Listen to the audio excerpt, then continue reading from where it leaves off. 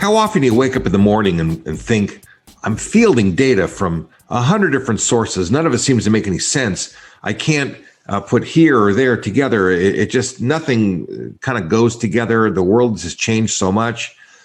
And you got to wonder to yourself, how do we make sense of data when our past experience doesn't reconcile with the future? To answer that question, data expert, John Johnson. How are you? I'm great. How are you, Joel? Hey, good. Nice to have you join us. This is a really big problem. We live in a world of big data, and big data is good and bad. And I hope you can help us make some sense of it.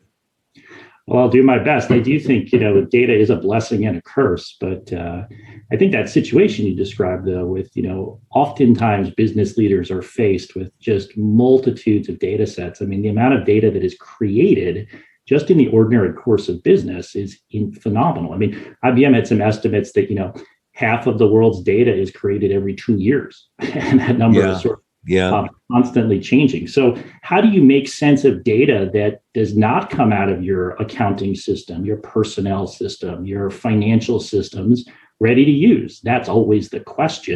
So let's just for purposes of kind of narrowing the scope here, are we talking about the data that a company generates or experiences? Are we talking about the data that happens in the United States of America in aggregate, and then the company plugs into that environment? I mean, what are we going to focus on right now, just to be clear? Look, I think there are issues with both, okay? And we could have a whole discussion about just how do you interpret the misinformation and the data you see in the news and from sort of public data sets. But I think for the purposes sort of the business audience, let's talk a little bit about the data sets within your company and how do you begin to even make sense of that data? Because that's the data you'll have full access to and that you're the closest to. And so I think that's a good starting point. But let's also make sure we look at the bigger picture, because companies are having a hard time plugging into the big picture. In a certain way, companies are having an easy time of their own stuff. It's the big picture they're having a really big hard time with. To me, that's what I notice. Well, I think the big picture problem is, first of all, you never know who's actually curating the data and what their kind of motivation or goals are. And so as a starting point for either type of data set, whether you're looking internal or external, one of the first things I always talk about is, you've got to know what question you're trying to answer. And so if you don't spend time thinking about, well, what is it that I really want to know? You don't have any hope of actually understanding the data and how the data fits in. So a really good place to start is the discipline of, all right, what question do I care about? Is it retention? Is it about pricing? Is it about business realities? Is it about changes in government policies? What's the question? And if you don't focus on what the question is, you don't know which data to use. You don't know which data you have. And I think that's kind of sometimes the starting point is, I have a shiny data set. Ooh, I can look at it. What can I learn from it? Well, there's some value there. But if you don't know what the practical question is, you really can't move forward. It's so simple that some people would overlook that as a problem, but it's a terrible problem. And no doubt about it, there are a lot of hidden agendas, and people will, I don't know. It's like magic, where they get you to look over to the right, but the activity's happening on the left. Yeah, and I just think there's a big sideshow, and we're so dependent on data these days and the science, and I tend to think that a lot of it's manipulative. I'm not saying I don't trust doctors. I do, but I think that when they say trust the science, trust the data, it's highly manipulative, because it's not the science, it's the current science.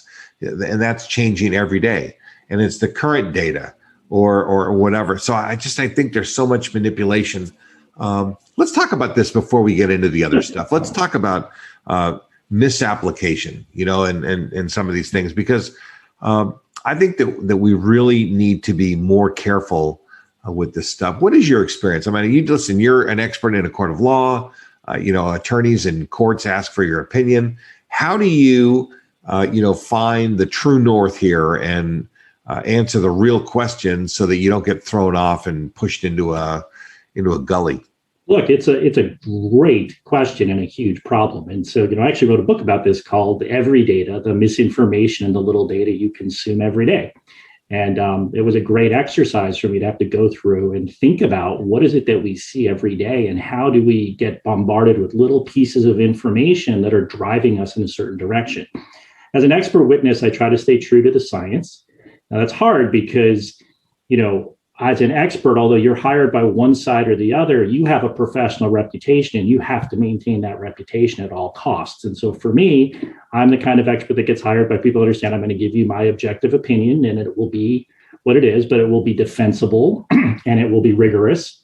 And I try to lay out clearly, here are the assumptions, here are the things I can or can't say with the data. I mean, the reality is, for all the talk about rigor and data analytics, data is a tool, but it only gets us so far to the answers to our questions. So you always have to know both what the data can tell you, but also equally, what does the data not tell you? And I think if you take that perspective, then when someone says to you, well, follow the science, you can say, okay, well, what can I definitively determine based on this? But what is it that this doesn't tell me? What is it that this doesn't clear up? What are the unanswered questions still? That's an important part of it so that you don't go all in on a strategy, a policy, an approach, and realize, oh, but this wasn't telling me that. This was only giving me information up to this point. So I think a little bit of humility about what the data can and can't tell us, it's a critical skill. And so how do you go about determining what's the omission? Because a lot of times the story, tell the truth, the whole truth, and nothing but the truth. That whole truth part is really important. We kind of overlook it. But if you leave out, some big chunk of information, then that's not entirely the truth. And that seems to be what media does. They tell the story, they make the facts kind of line up the way that they want, and it's not an unbiased arrangement anymore. So how do you avoid that situation? What do you do? Well, first of all, it requires a lot of discipline and hard work. Like, there is no shortcuts. So my goal as a data analyst isn't to just simply tell a story. It's to make sure I understand what the strengths and the weaknesses of the story are. Now, is it easier to just sort of simply go with the first thing you see or go with that which may appear to be superficially obvious? Yes. But part of what I have to do in an expert setting is I have to spend a lot of time digging deep into the data and actually thinking about the alternative explanations and ruling them out. So that rigor of and so part of why when I say I advise businesses I start with this, because it's the same thing I have to do in my expert work. What is the question I'm trying to answer? What are the potential explanations? All right, what can I do with the data to test that rigorously such that I can either include or exclude certain ideas? And then you just have to be honest about where the limitations come. Let's even take a step back and start even at a more basic level. When you talk about data, what is data? I mean, to me, it's there's cells in a spreadsheet. That to me, that's data. But it's such a big concept. I mean, what is it? I think data is actually far broader than that. I mean, as a practical matter, data today is everything, including visuals, including sound, including voice. I mean, there's so many different sources of data. But I think the traditional idea, when you think about numbers and quantification, anything that can be quantified ultimately is a form of data. And so, when we talk about, data rarely comes ready to use. And there have been times where I've had to do things where I have to go build a data set based on whether it's qualitative interviews or based on, circulars in the newspaper where it's I have to track promotional spending and I'm going to go look at all of the coupons for, a year. I mean, there's all sorts of variations in terms of what data is. Ultimately, some people think of it as you cross the line into hard data when the numbers are on a piece of paper. But in terms of information, data can be much more broad. I kind of have this picture in my mind, like big data, like, Facebook is this giant buyer of big data. And, Costco does a great job. Every time you buy a can of string beans, you buy a bag of marshmallows. I mean, they know every single thing that you've bought for the last 20 years. I mean, they know everything about you. And then they can figure things out from that and they can extrapolate. I mean, that when I think about data, and granted, I'm not a data professional, but that's kind of what I think about is that's their data set about their customers. What other data sets do they have? And like, what happens to that data? And, and how do they manipulate it or whatever? Like, what's the process? Well, again, I think part of what the reality is where data comes from. And although companies are more deliberate about what they can do. You're describing various marketing data sets, but at the end of the day, a lot of the data that most companies have comes from the daily operations of their business. And so those are things like payroll, those are things like HR databases, those are then their sales databases, their accounting databases, their billing databases. It's all of those types of things that most companies have. Again, you're talking about large retail companies. Okay, so right, there are many different databases, and one of the big problems is that our computers have gotten pretty good, and this industry is about 25 or 30 years old. It's not a real mature industry, but a lot of times these data sets don't talk to one another, which is very problematic. But let's just say Costco. Do they do a good job of collecting their data? Well, I think, look, these large companies, and again, let's just talk about in general, these kinds of retail companies, they all have these sort of needs to try to keep track of whether these programs, whether they're, consumer programs, things like that. Now, the problem is they're not always very complete. It is still, so a lot of these programs are predicated on having your card number or the same person buying at all times. So although, there's going to be some levels of information that are valuable, there are some that won't be. And again, that gets back to the reality that everything that these companies are doing is sort of still, you got to take the data as it is, warts and all. Now, there's a lot of predictive analytics where they're sort of saying, okay, well, someone like this, based on the purchasing behavior we can see, this is what we predict they'll act like. But it's still the case that a lot of times the data can be incomplete. It's not always clear you can track every single purchase because, again, somebody doesn't have their bonus card. Somebody doesn't have, a different person shops that day. So there are some real challenges fundamental to this. But yeah, these are sophisticated companies trying to predict purchasing behavior. I think the answer is it's a little bit mixed, but every time you go on Facebook, you can see an ad that is curated towards you based on your prior search history. So it is the case that they know what they're doing, but I don't think it's an automatic that all of it is actually as perfect as one might think. Okay, so one thing I just heard you say, so Costco's thing, and I'm only using Costco just because they collect so much information about their customers. That's the only reason. It's not, but they're not collecting information about me per se. They're really collecting information about my family, or depends, because I don't know if the cards have different numbers, if they know which one is my wife, which one is me, which one is the kids. I don't know if they know who's who in the process, and I'm not even sure if it really matters if it's going into a family unit. But what about like in Las Vegas? Las Vegas tries to keep track, for example, of the gambling patterns of their people. So they have these same exact club cards. They do the exact same thing. And it's a little different than the airlines who give you points for being a frequent flyer. The intention is to track your behavior during an activity. So how do the casinos do? Give us, do you have any sense about that? Look, in a general sense, again, the way this sort of all works is what they're trying to do in a general sense is create some kind of predictive model, right? They want to know that a person with your demographic characteristics behaves this way. Not necessarily only you, although you is part of it, but it's sort of more broad. I think the starting point is, okay, how does, take myself, how does a 48-year-old male, what's his behavior like as he goes around from casino to casino? And how does that differ then from, my wife or someone who's 25 out there and so these models, they do try to get as much demographic information as possible so they can do predictions. And then they can sort of have insights about all sorts of things, whether that's placement of a machine, which times of year people are more likely to come. The possibilities are endless in that regard. But again, I think the way to think about the exercise is they're trying to get the most predictive models they can for behavior along those lines. And then they're trying to quantify to themselves what makes me the most money. Is it, which types of behavior is going to drive the most into my casino? If I give, the free buffet, does that sort of person then spend an extra, $500 at the, poker tables? Those are the kinds of questions. Again, I don't have any particular expertise in casinos per se, that I haven't been there, but like that's the idea behind all those. It seems like the purpose of these programs has kind of changed over time as things have gotten more sophisticated. Like it used to just be sign up and then we can mail you promotions to come to our casino.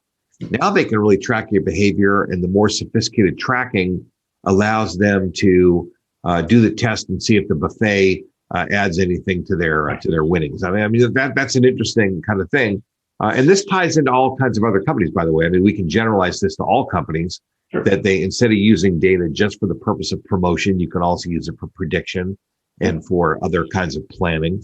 What's the next generation of this stuff look like? Do you have any sense about it, what they're working on or where this is going?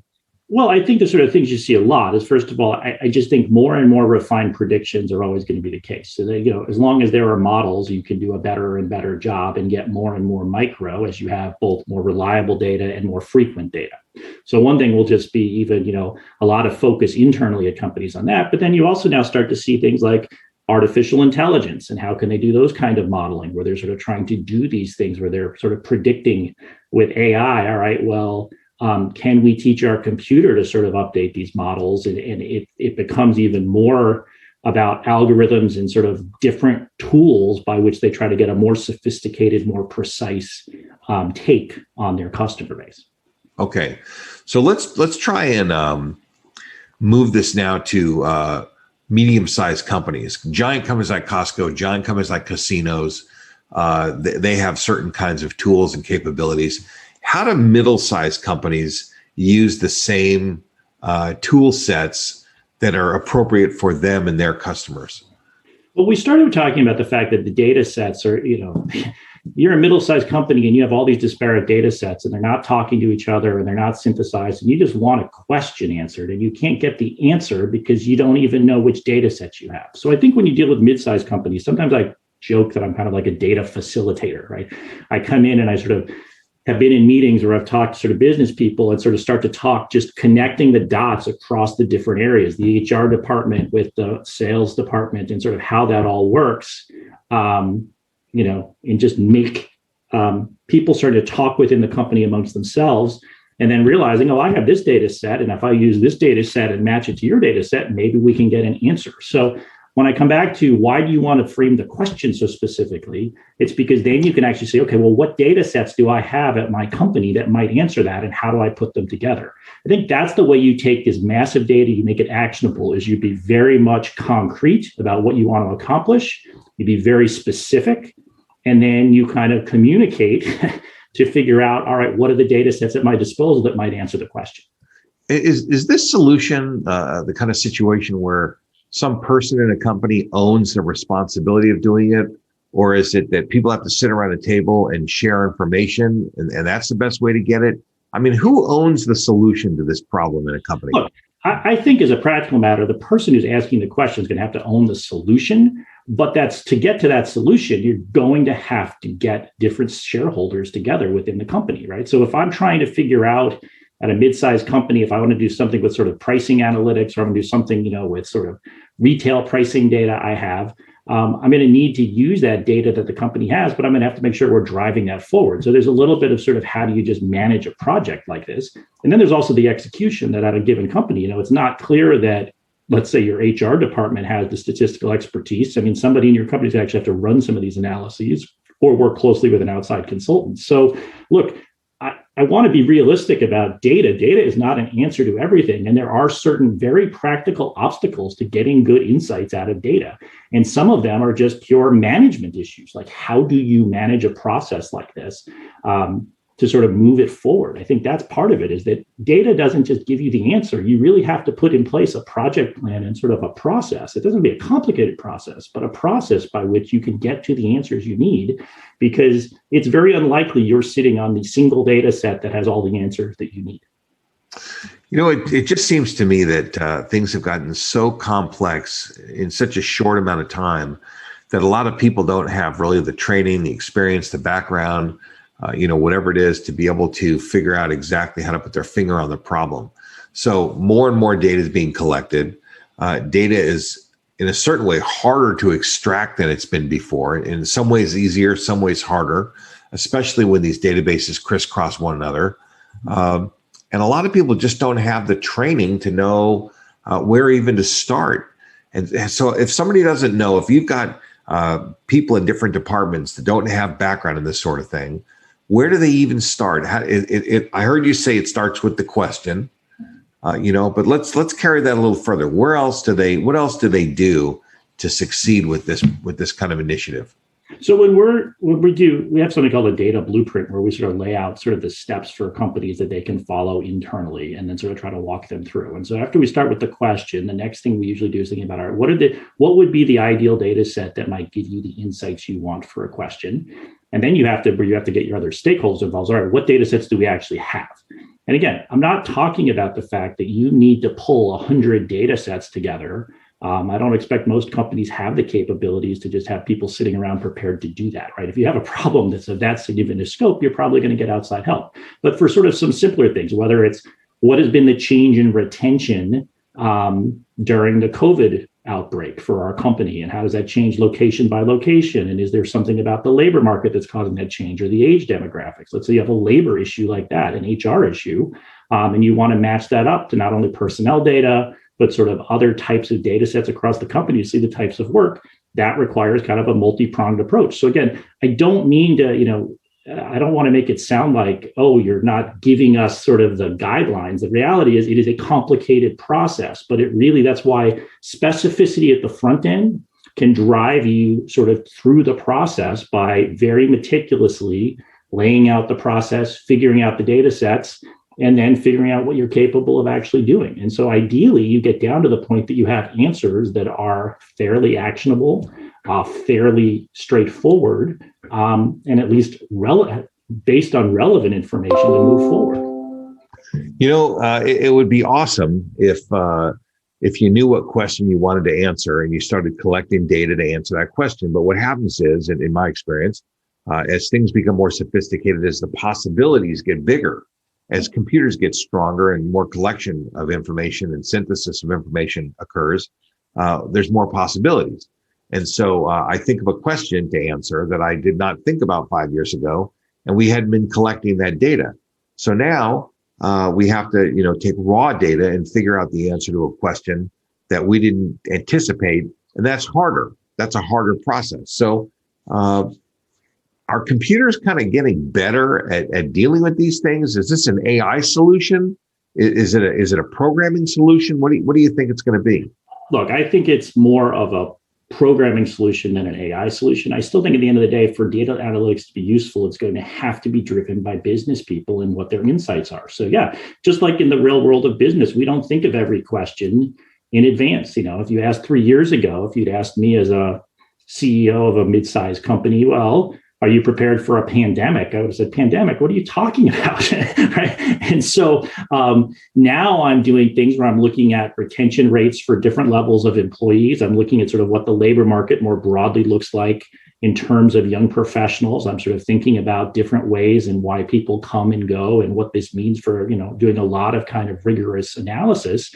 But even for someone like myself, who's a data expert, I am still, realize the data can only get me so far, and I have to think about it in the context of the business, and I have to really do my homework to try to get there. So look, there are no easy solutions.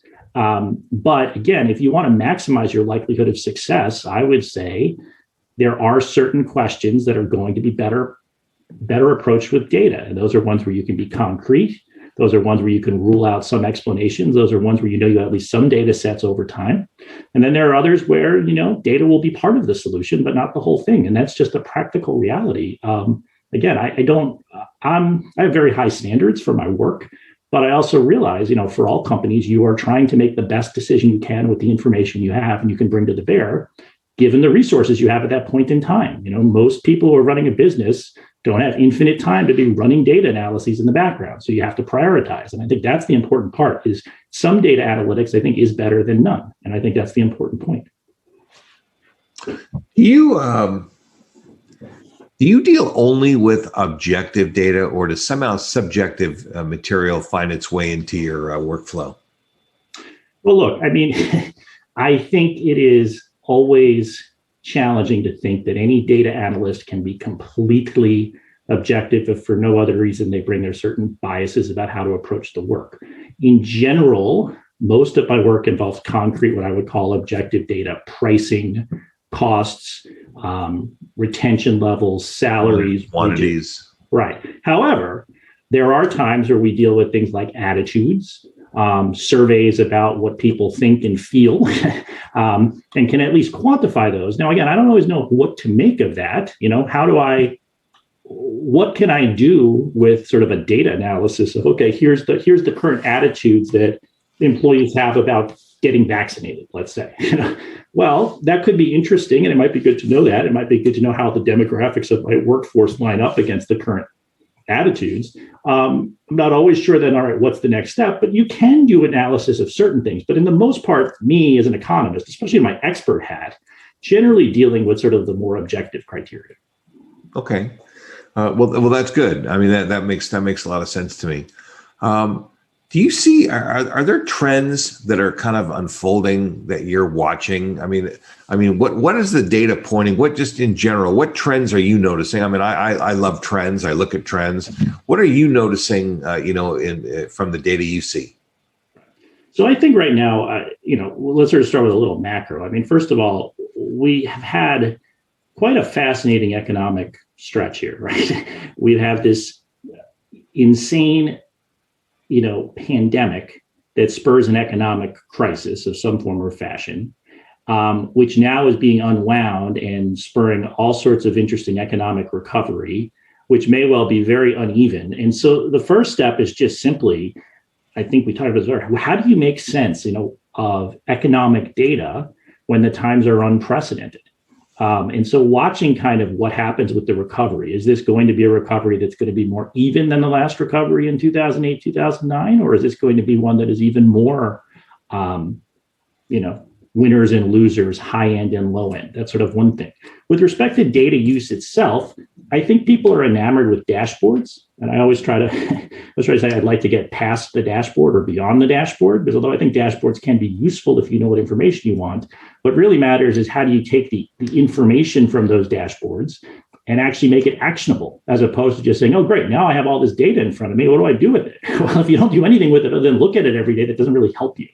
So I think that's the other thing, is I think we are starting to see more sophistication that way. And then I also think that just in general, the other big trend is that even companies that historically have been cynical about data or don't like data, I think there's just so much of it that people know they have to do something with data. They still don't quite know what. And so there are a lot of kind of, for lack of a better word, pretenders in the space, people that sort of talk about these data concepts and, promise you a pretty dashboard, promise you that they have these deep insights. I think the reality is still the real world is ugly and messy, and data gives you certain ways to make sense of it, but it doesn't get rid of all the warts. And so even data analysis is probably not going to give you all the answers you want. And I think, again, hopefully this focus on limitations and strengths is an important part of what also I see going on. Well, I'll tell you what I would say just from sitting here listening is that if I had to pick somebody, a pretender or somebody else, I think that you sound to me like a real insider. I mean, like the inside track on this stuff, asking the right questions, understanding that it's not everything. Listen, I don't think that this takes the place for human intuition, but I think that it's a really good way for somebody with good intuition to kind of make sure they're on the right track. I just like the way you look at these things. It just made a lot of sense to me, and I really appreciate you sharing those insights. Oh, thank you. I appreciate that as well. Great to talk to folks. I love talking about this because I do think it's a powerful tool, but like all tools, you have to know what the limitations are.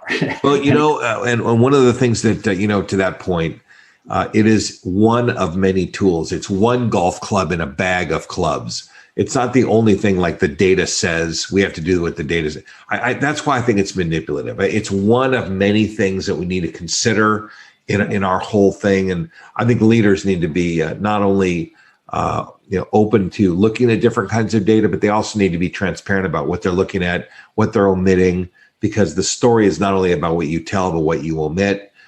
There's a lot of pieces to it.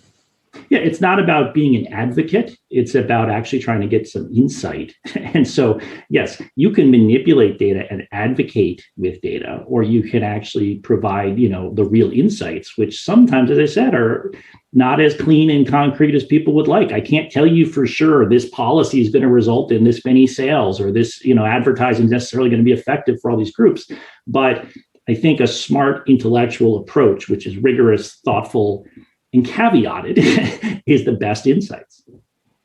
Well, listen, John, thank you very much for sharing what you know. Not sharing what you know, sharing one teeny weeny little fraction of, probably what you know. And but just giving us some insights. I mean, it's been incredibly interesting, valuable, and I appreciate you, putting out the inside track on how data works and how this whole world of analytics, can help. So thanks very much for being on the show. Thanks so much. It was my pleasure. You've been listening to Profit from the Inside with Joel Block. For more insights and to learn more, visit joelblock.com. How about a shout out and a huge thanks to our podcast show producer, David Wolf, and the team at EVERYDATA Studios. Profit from the Inside wouldn't be possible without these wonderful professionals. To learn more or to find out how you can launch and produce your own podcast show, reach out to www.audivita.com. That's AUDIVITA.com.